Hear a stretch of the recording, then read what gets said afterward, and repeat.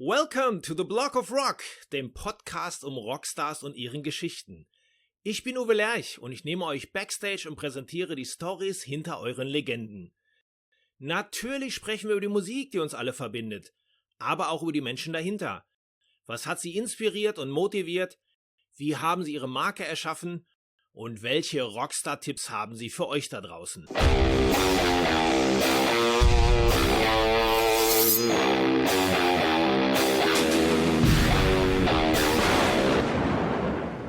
Hey everybody, Mark WEISSGUY, WEISS here. Thanks for watching and listening to some conversation I had with the Blog of Rock. Hallo Leute! In der letzten Episode sind wir mit dem Fotografen Mark WEISS, auch bekannt als WEISSGUY, in die Zeitmaschine gestiegen und in den 80ern gelandet. Hier hat Mark uns über seine Begegnung mit den Rockstars bei außergewöhnlichen Musikevents wie dem US-Festival 1983, Live Aid oder dem Moskau Love and Peace Festival berichtet. Diesmal sprechen wir über seine Fotoarbeiten mit Bon Jovi, Ozzy Osbourne, Guns N' Roses, Sebastian Bach, Kiss und auch Doro. Ihr findet die Bilder dazu in seinem Buch The Decade That Rocked, welches jetzt auch in Europa bei Amazon erhältlich ist. Den Link dazu gibt es in den Shownotes zur Episode. Dann wollte ich aber auch wissen, wer sein schwierigster Kunde war und wie sich sein Business nach den 80ern entwickelt hat. Also nochmal anschnallen und ab in die Rakete. So let's dive into the book again. Of course, you made a lot of iconic pictures from artists, but I thought that the most iconic picture you did doesn't show an artist, but a girl's breast in a yellow wet t-shirt. Is it? Oh, Do you see it yourself? The slippery and wet cover? Oh, this one? The original? Yeah. So this is also done by you? Yeah. This is, there was actually 5 different covers. It was first called Wanted, Dead or Alive, Wanted. And I had them dress up like cowboys and they grew beards and I put them on a Wanted poster and we shot them in Vancouver in a, in a dingy, dusty old, warehouse where it looked like a hideout. And that was the theme in the beginning. I spent a lot of time and effort and film and location scouting and everyone loved the photos, but then they decided that it was a little bit too, they wanted it to be a little more lively and they didn't want it to be so dark, I guess you could call it. So we scrapped that idea and then we came up with Slippery and Wet. I think the idea came from, it kind of came from a road sign, Doc seeing the road sign and then, we're all hanging out at the strip club and the girls would be descending from, the poles and they would go in these plastic booths, with water on it. So we kind of put 2 and 2 together and came up with Slippery and Wet. So then when we went back to New Jersey and the band was done recording, they had me do some scouting and we ended up doing the photo shoot with the cars and by John's apartment down by the beach. And then that day when we were doing the shoot with the band, we didn't know what it was going to be. We didn't know at that time it was just a photo shoot with the concept. We didn't know it was going to be a girl with big breasts with a t-shirt. We had them in there. So we wanted one girl to stand out. And literally we just went across the street and found this girl, Angela, and then ended up putting a t-shirt on her. Someone we found just 5 minutes before the shoot. Everyone else was there. Most of the other girls that were there that we got, like the guys' friends and girlfriends and, friends of friends, there was no one with really large breasts, So we needed to find someone and we did. Actually Tico and my assistant, Danny Sanchez, went over across the street and just came back with Angela. What a lucky career. Yeah. And then after we saw the photos, we were like, we see, so Angela in the middle of the photo where your eyes would just go there. We're like, let that be the cover, So we just shot her by herself against the blue background. I had a plexiglass in the front of it to resemble, the strip thing, whatever.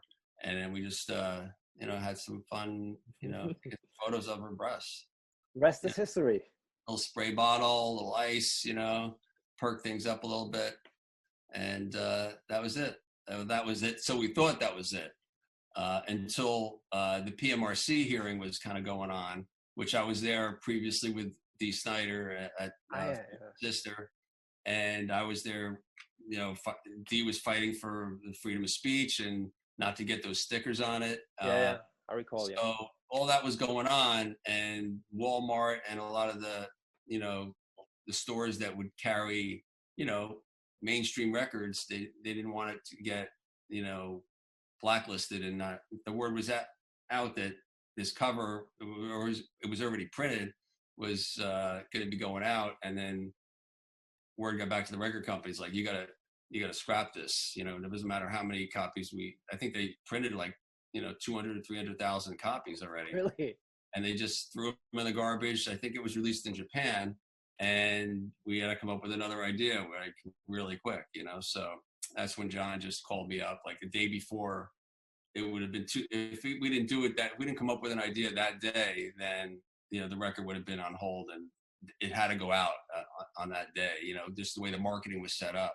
So he just came in and he just, you know, he said, you know, he said, I'm coming over to the studio, get me a black plastic bag, and, you know, get a spray gun with some water. I put some oil in it to make it like kind of drippy, and I sprayed it on, and he came in. As soon as he got up the elevator, he just wrote "slippery when wet," and he's like, that's it. And I said, do you want to see the Polaroids? He goes, no, just send it. That's the cover. Done. And that was it. And how was the bill just on this? Oh, you know, it's, you know, the thing is, it ends up that I didn't even bill him for any of those shoots, because, you know, I used to take so many photos of them, and I used to like get them into the magazines. Yeah, so, I understand. Yeah. It went through so many different incarnations that I forgot to even bill them for the cover. I mean, they used the picture for other things, like, you know, for T-shirts that I would, you know, make money on here and there as but for the actual album cover, I don't think I ended up getting. I'm gonna have to look into that. Let's talk about some of our favorite artists. You already mentioned Ozzy, where you have a really close relation to, and how did you get in touch with Ozzy and the camp? And is there any story you would like to share with us about him?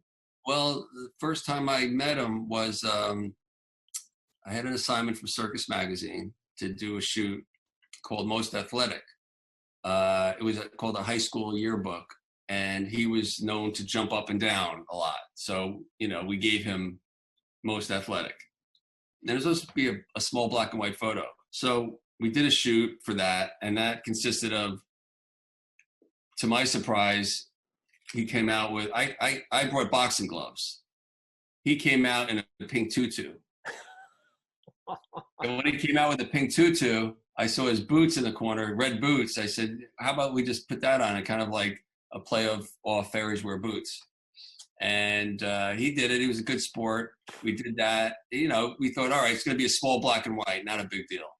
And I did other photos too of him just, you know, looking cool, rock star stuff. And that was supposed to be the cover. But when I handed it in to the magazine, they ended up running the photo in color on the cover. And to everyone's surprise, you know, it wasn't supposed to be the Prince of Darkness in a pink tutu with boxing gloves on the cover. So it kind of didn't put me in a good light in the beginning with the Osbourne camp. But then we started getting a lot of good attention from it, and the record started doing good. And then we kind of, you know, it ended up being a good thing, and we ended up doing more kind of crazy shoots out, you know. I saw the Easter Bunny picture you just posted a couple of weeks ago.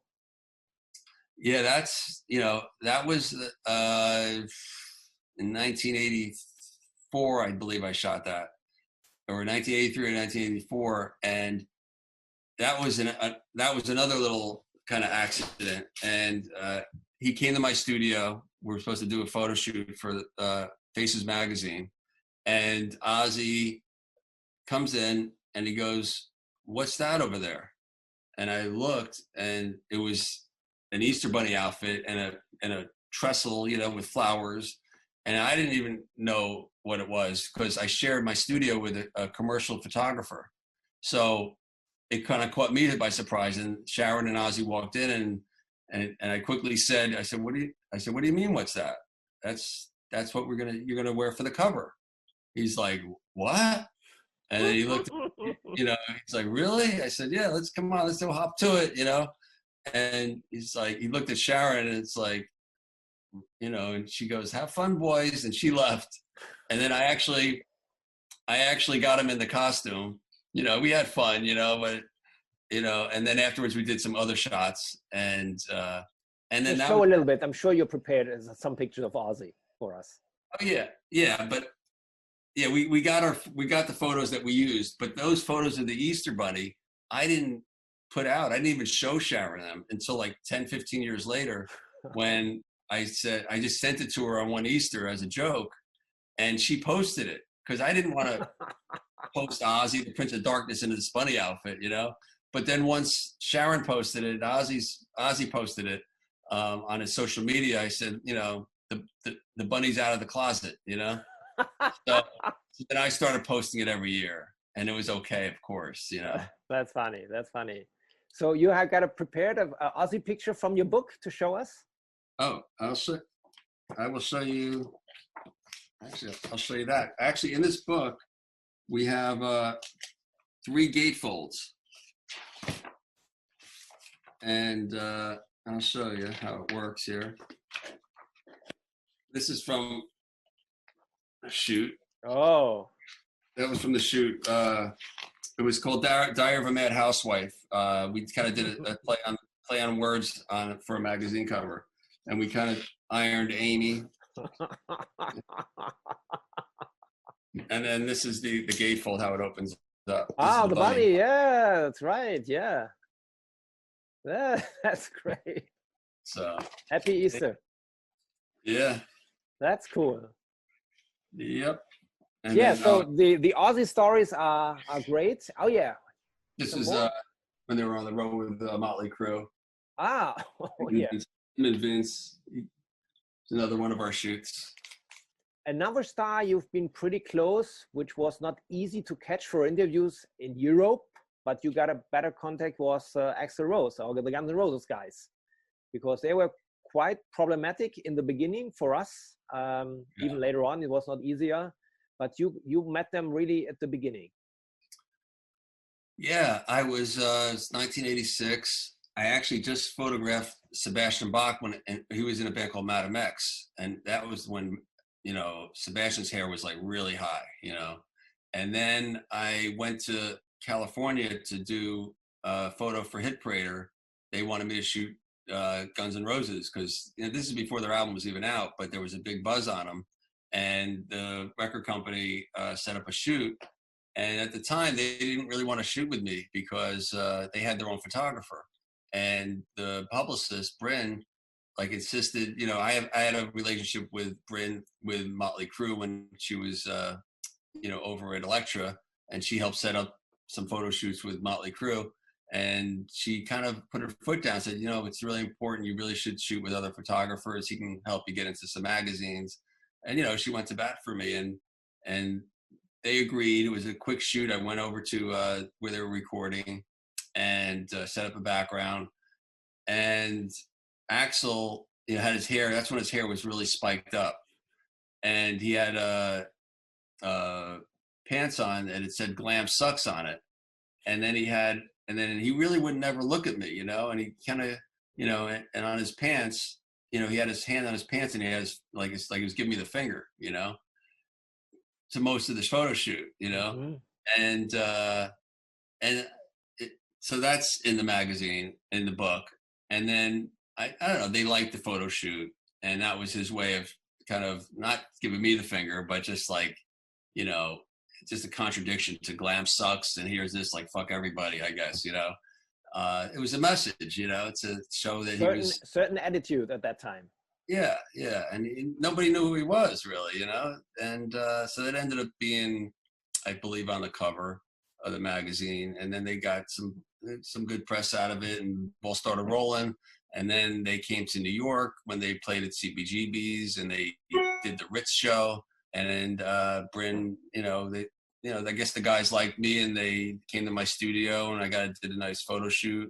Then they told me to come over to CBGB's where they're doing an acoustic set and an autograph signing, and did some photos around CBGB's, which are some iconic photos that, them hanging out in front, and that's featured in the magazine. And then I think after that, they opened up for Motley Crue, and that's how I got the cover. When I went there shooting Motley Crue, they were opening up, and they were just hanging around, and I was friendly with Steven Adler, and I asked Steven if he would help me set up a photo shoot with the guys. Can you ask Axl because they were all in the dressing room, can you ask Axl, tell him I'm here shooting Motley, and I want to just do I have my lights out here, can we do a photo shoot?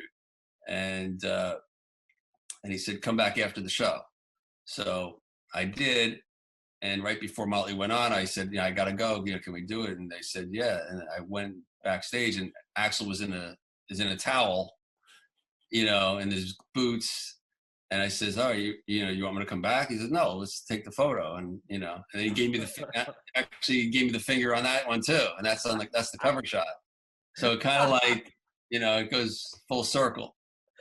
And then I shot him again when they, in '88, when I was just in LA, and I reached out to Bryn. I said, are there guys around? Want to do just a really impromptu shoot at the Sunset Grill, just really easy, and do some photos. And they all agreed to do it, and everyone showed up except Axl. So I have individual photos of all the band on one day, and then Axl came the following day.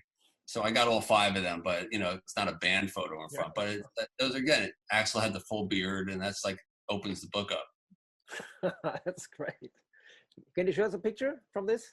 Oh yeah. Okay, this is the Florida. This is from the same shoot for the young cover. Axl. He put his clothes on. He put his clothes on there. And then this is the CBGB's photos. And then this is a gatefold too. Oh, great. Slash. Yeah. And then this is from my studio in New York City. Then they came up. Another guy you've already mentioned, I think he's also a close friend of yours, is Sebastian Bach from Skid Row. Yeah. So I met Sebastian, and like I was saying before, I shot the Guns. Madam X hired me in 1985 to shoot them with Brett, who was the singer. He had half white hair. Yeah, I remember. Yeah, this band with Roxy. Yes, and Don Arden was managing him. So they hired me to come out and shoot Madam X. That's how I met them, and that's featured in the book. That picture. And then a year later, I got a call from Roxy or Maxine, and she said, I have a band with a new singer. And I went, okay, that's cool. So, fly me out there. I gave them my fee. They had an investor. And, that's when I first saw Sebastian. I was like, that guy looks like a rock star.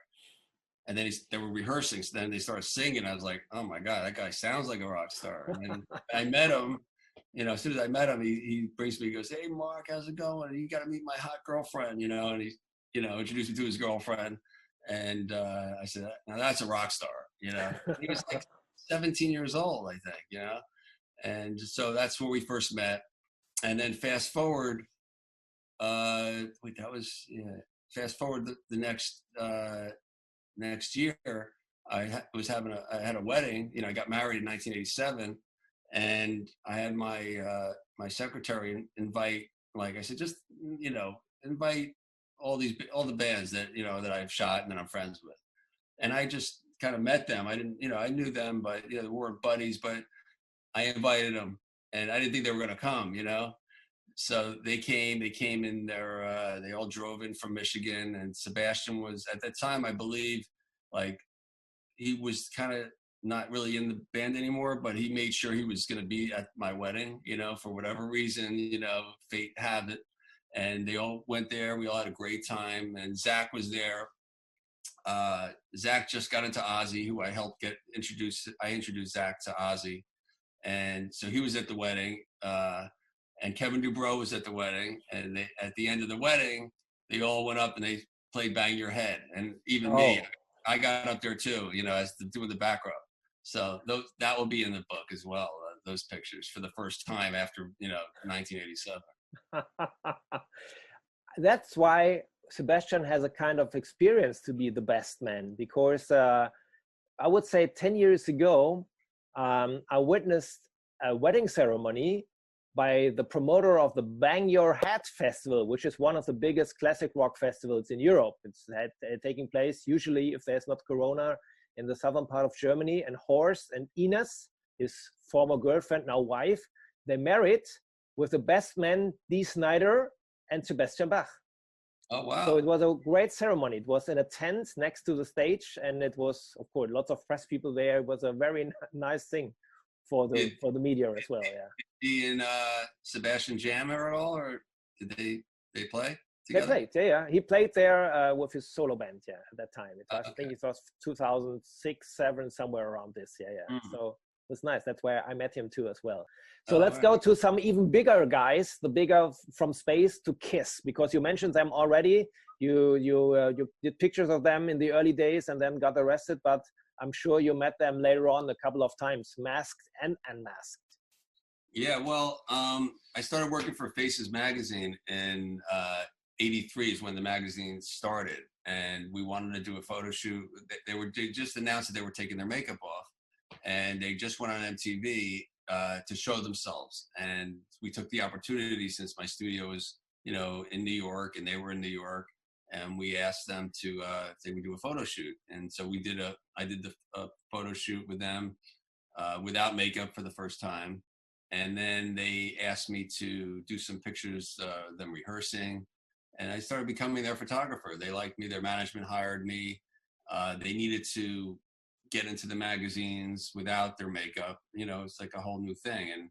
And I was able to help them assist to get into the magazines. So, they liked me, they trusted me. And, it was kind of ironic that, like, when I was 17, like maybe 4 or 5 years later, or before that, I was getting arrested, and a block away from the Madison Square Garden was my studio where I'm shooting them, and I always loved Kiss. And never full circle. Yeah, definitely full circle. And I started working with them. And then when they came out with Animalized, I did pictures for the cover and inside the tour books. And one of the tour books that they did, they used 4 photographs of the band, and it was a very conceptual shoot.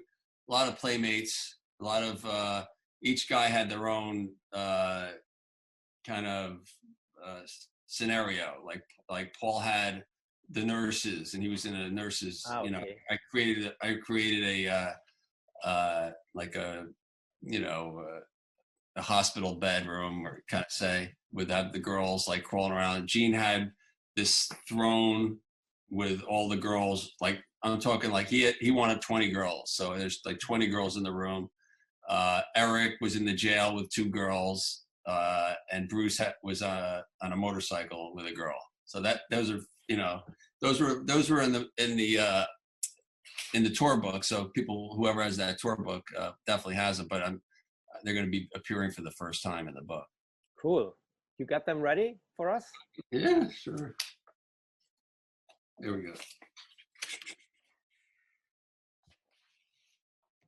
All right, here we go. There we go. Girls. Yeah. Oh, there's Paul. And Eric had actually 4 girls. Yeah, and the boss. He had a whole bunch. When we talk about the girls, I mean not only the girls in the back, but also the girls in the front. We have one common friend, which is from Germany, actually, Doro. And I know you shot Doro also a couple of times, but you shot a very important cover of her career. Right. That was it ended up being in Metal Hammer. It's right here. That was done. Yeah, she wanted to do something very like fantasy. So she loved wolves, and she liked the outdoors, and she liked smoky and mystical a bit. Yeah. So she told me what she liked. She walked into my studio, and that's what it looked like. And she was like, she just couldn't believe it. So yeah, and she was great. She still is. I just saw her at the Monster Rock Cruise, and still has it. Always did. And we did a couple shoots after that as well. Yeah, we've met a couple of times, because when she started with Warlock in Germany, I started the magazine. It was around the same time, early 80s. And of course, we met in the little clubs at that time. And later on, when she became bigger and of course played the biggest festivals like Wacken Festival in Germany, we met a couple of times. And she's still so nice and so sweet. And she's so dedicated to her fans, like almost no other artist I know. No, it's true. Yeah. She never got married. She never had kids. She's a true rocker. That's right. Yeah, and she's still successful in her way, and she does everything just to promote her music, but also she loves to be surrounded by her fans. That's what I really respect for her. Yeah, no, those are her babies. Rock and roll. She never gets tired, and that's. What was the most challenging rock star you worked with? Oh. Because up to now it to me it sounded like you had a lot of fun, but I think that this is only the good side. I think there might have been some more challenging duties for you. Well, there's really only been one, actually, which is featured in my book. Let me see if I can find it.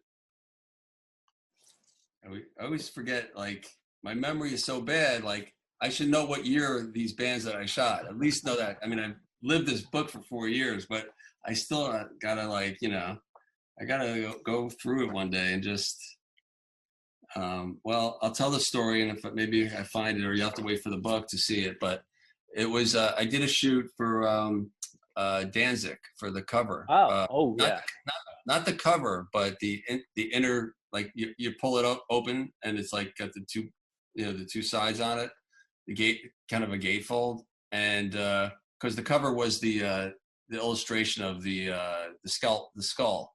I recall that.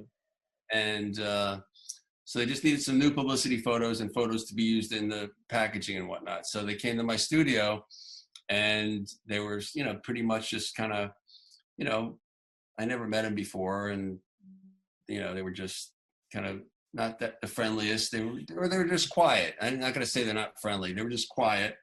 And then I just said, all right, let me just, no small talk. Let's just get right to work. And there they go. They were, I was kind of positioning them, okay, over here and there. And I brought Glenn a little further, because he's a little smaller. So I have the perspective. If I bring someone smaller, it will make him look on the same height as them, instead of just putting them all in a row. So, I was working them out. And then I said, okay, just, everything looked good in the photo, composition wise. And I said, okay, Glenn, lean to me a little bit, just lean, because, he was like this. And when anyone does that, this thing gets to be a little bit doubled or whatever. So I said, just, lean into me a little bit, lean in, that's what I always used to say, lean, like you can't hear me, like I'm pulling you with a fishing string. I said, like, just hooked you, like, come forward. I was trying every trick in the book, and they were just, all four of them would just stand there, and they were all had like these double chins pretty much, And so, I went to the first guy. I didn't even know their names, So I went to the first guy, and I kind of moved him around a little bit, because I used to do that with all these other bands, Bon Jovi, Ozzy.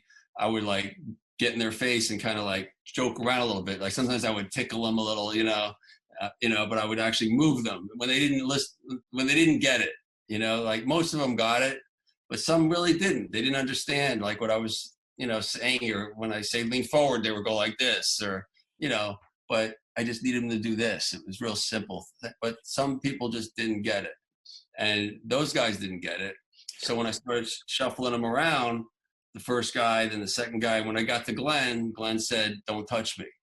I'm like, oh, okay. And so then I went to the next person, and you know, I didn't touch anyone. And I said, all right, that's it. So I went back, took a few more photos, you know, and they ended up using the photo and they liked the photographs. But then I think like a month later, I said, I talked to the record company. I'm like, how's everyone like the photos? Everything good? He goes, yeah, but you know, Glenn doesn't really, you know, want to work with you anymore. I'm like, what do you mean?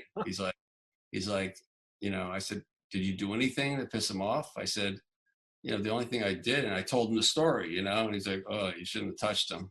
Besides all of the rock stars, is there anybody you would have liked to take a shooting with from the, let's say, from the celebrity world, like any politician, actor, sports guy? Is there anybody whom you have missed so far?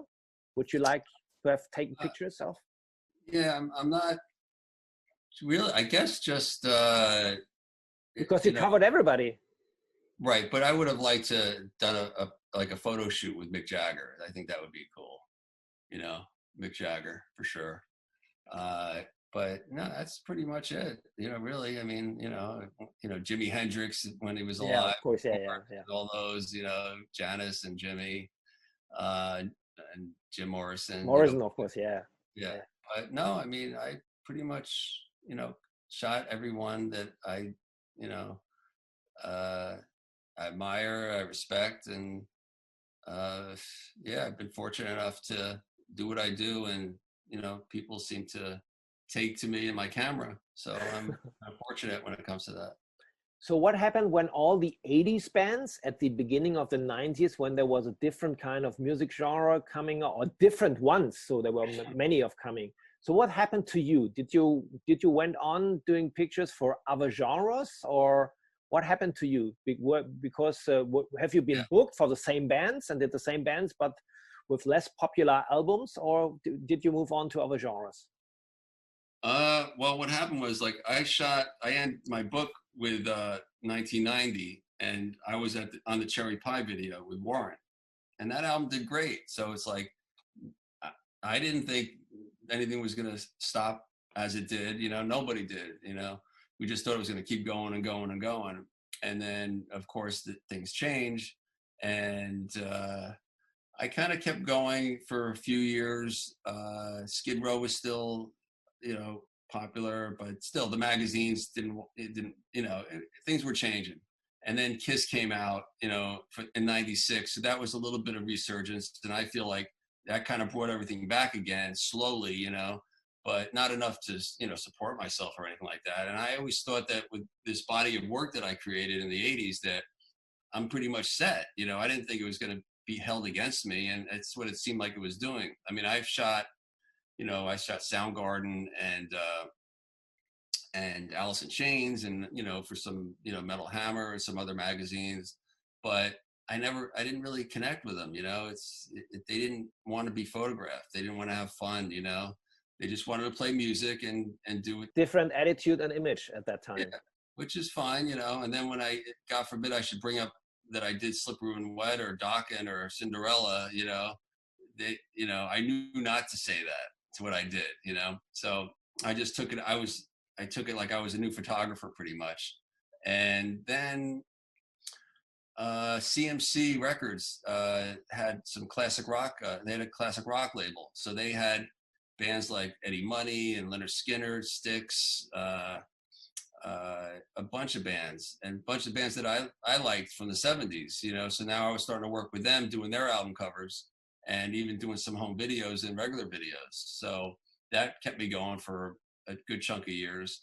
And actually, in the midst of all this, even in the 80s, like I was working for Bravo magazine, shooting pop stars. Like even like back from Dagmar Dunlap, I used to work in Bravo. That was my first time I used to work for them in the early 80s, you know, like early 83, 84. I shot Alec Baldwin and all these things that she set up. So I have a bunch more photographs and things that I'm keeping under the covers for now, because I want to brand myself. I am a rock photographer, but I do have, after this is out and I put out other things, the stuff that I have, like I have Backstreet Boys and NSYNC, their first shoots, you know, Justin Timberlake at his home, and, you know, how I got them from Bravo, You know, they hooked me up with these pop stars, and I would go do home shoots. I would do shoots at, you know, at their homes, on the road, videos. And so that gave me a lot of access, because Bravo is a big magazine, and a lot of bands broke there first. So I started in the 90s, started doing a lot of stuff there, like, you know, Christina Aguilera, when Genie in the Bottle came out. I ended up doing the photos on the video shoot, and then becoming friendly with the artists. You know, Christina liked me and wanted to use me, so I started being her photographer. I ended up doing an album cover for her and tour book. I went to Hawaii with, you know, I did some traveling. Black Eyed Peas, I met through Bravo, just Kesha. And then we started doing all the hip hop stuff, like Usher, and I mean, you name it, you know, like I have all these, you know, for a good 10 years. And, you know, then, you know, I worked with Alex, and I worked with Rachel, and it just snowballed into, yeah, like nothing really stopped, you know. And then when I would always shoot the bands that I loved, you know, but they would be playing clubs at that point, or they'd break up or come into other things. So I'd always stay in touch with them. And then they slowly became, you know, everyone started like getting themselves together and becoming, you know, rebranding themselves, you know, Poison, you know, Bon Jovi was always on the top. And I actually went on a 6-week South American tour with them. So I did their tour book, and so I went to Japan, you know. So I was kind of doing little bits and pieces, and I don't know. Next thing you know, it's 2020, you know.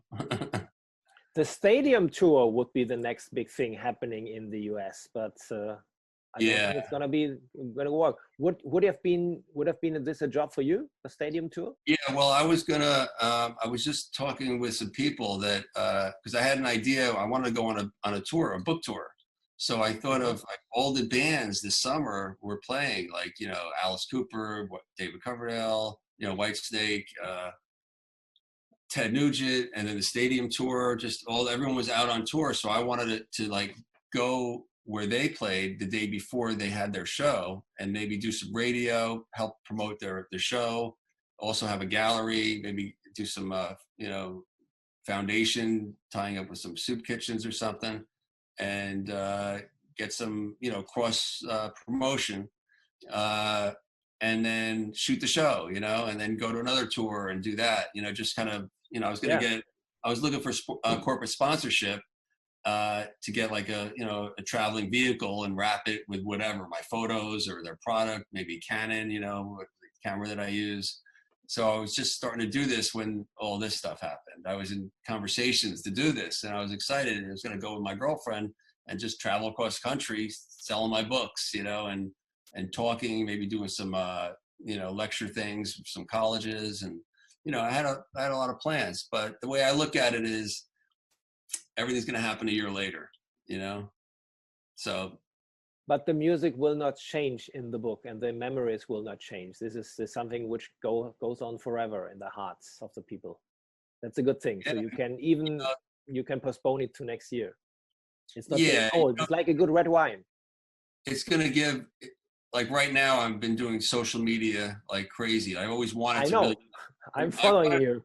That's why I saw the trailer. You know, it's now, we have now Wednesday evening in Germany, and on Sunday morning I saw the trailer of the Decade That Rock, and I thought, this is an interesting guy for doing an interview. Then I contacted you, and a day later we already arranged this nice talk. This is crazy.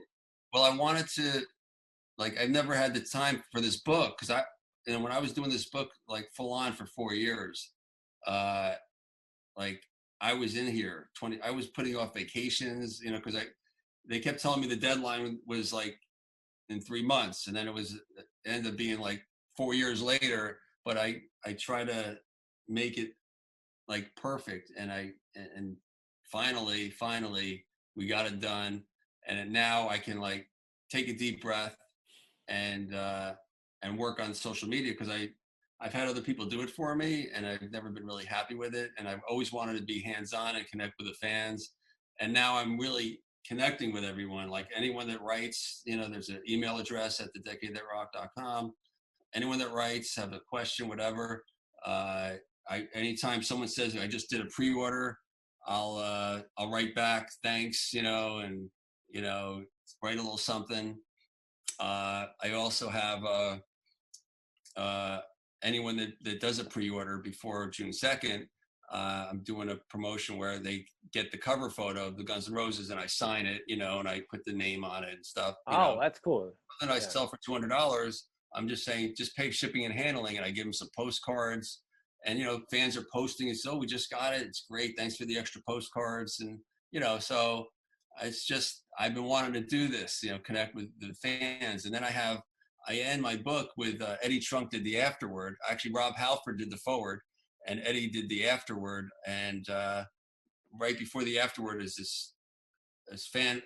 I used to get fan mail back in the '80s, and I used to just put it in a box, and I just organized it for the book. And, I thought I wanted to put a lot of it in, but there wasn't room, So there was one that stood out that says it all, it was perfect. It's like almost I wrote it, So it's in there as a full page next to Eddie's afterward. It's just from a fan talking about me. And, so I like fans, and I actually have a page on my The Decade That Rocked called Fanatic, and I have some of those I have the fan mail, and I used to always photograph the fans. So in every chapter, there's a photo of a fan from one of the bands of that chapter, and then there's a photo of me too with the band in that chapter. So it's kind of a consistency kind of a thing that I like, to do. I really love to hear when people create their own brand, because I'm coming not only from the journalist side, but I also studied marketing, and I always loved branding. And when I saw initially the trailer, I saw the book, and then later followed you on your page, I really enjoy it that you make the decision to create not only your personal brand, Mark Weiss or WEISSGUY, but also the brand on your own, which could be even a band logo. Yeah, the Decade That Rocked. This is something which I really liked, and it looks so natural and so authentic. I really want to say thank you for taking the time to talk with me. I really appreciate this. Of course, in Corona times, everybody maybe got some more spare time around, but so when is your next shooting? Do you know it already? No, how can anyone know? It's, I don't know. I mean, I set up a studio in my house. So there's a lot of local bands, and whoever has the balls to call me to see if I'll shoot their band, I'll do it. And I'll do it very reasonably. I say, come on over, because, they think that I'm unreachable because of the success I had. But I love shooting new bands. So, if they come in, I have a reasonable price, and they come into the house. I'm working in my office while they spend, an hour or two getting dressed and getting ready. I'm here still working, hanging out, doing my thing. And then when they said they're all ready, I'll go out there for an hour and knock it off and give them something that they can work with and develop, just like I did with all the other bands that were just starting out. So, and then I have new friends, most of them end up being friends too. I like being around people. That's right. Really like it. So when people now, they got a certain kind of appetite for your book, we can order it on Amazon in every country or around the world. So it's available already. It's a pre-order status I've seen. And you can pre-order it on Amazon right now. And then I know there's certain countries that don't, that Amazon doesn't sell to, but on June 2nd, if you go to the publisher's website, Insight Editions, they'll ship anywhere in the world for like a very inexpensive flat fee, like $12. They'll send it anywhere in the world. So that's because I've been getting calls from different countries, not, texts and, comments. So, and then, eventually I might get an allotment and do some signings since I can't go on tour, and maybe I have a bundle package on The Decade That Rocked where you have a slipcase and a photo and some postcards. So, you can upgrade from the book to a little bit more detail. The shrine. Yeah. T-shirts. I'm working on T-shirts now too. So hopefully that will get in there, and, just having fun with it. Great. I'm really looking forward. I ordered already my copy as well at Amazon in Germany here. And if you want to do it, do it. Here's the link. go on, click on the link and order the book. And Mark, thank you very, very much for taking the time. I wish you all the best to come out of these crazy times now and keeping your memory for the Decayed Rock. So all the best to you, Mark. Hope. Thank you. Oh, the Bible. That's almost the Bible, the 80s Bible. So thank you very much and take care. Bye-bye, Mark. Thanks for having me. Wer jetzt so richtig Appetit auf diese Zeit bekommen hat und auch noch einen leeren Wunschzettel für Weihnachten hat, der sollte sich diesen Schinken, fast 3 Kilo schwer und fast 400 Seiten stark wünschen oder sich einfach selbst beschenken. Bücher bilden ja bekanntlich weiter. Wenn euch diese Episode gefallen hat, folgt doch gerne meinen Stories um Rockstars und ihren Geschichten beim Podcast-Dealer eures Vertrauens, damit ihr auch die nächsten Folgen nicht verpasst. Ihr bekommt das Ganze als kostenloses Abo unter anderem bei Spotify, Apple Podcast, Amazon Music, Deezer, Soundcloud, YouTube und dem Podcast-Portal von Google. Hört euch doch auch die bereits veröffentlichten Stories an, denn jede Woche gibt es hier neues Futter. Und vor allem erzählt es euren Freunden und teilt die frohe Kunde auf Social Media. Folgt mir doch auch bei Facebook und Instagram, da findet ihr mich unter The Block of Rock und ihr bekommt weitere Fotos und Videos zu diesen Episoden. Alles klar? Dann hören wir uns ja beim nächsten Mal. Bis dahin, keep on rockin'.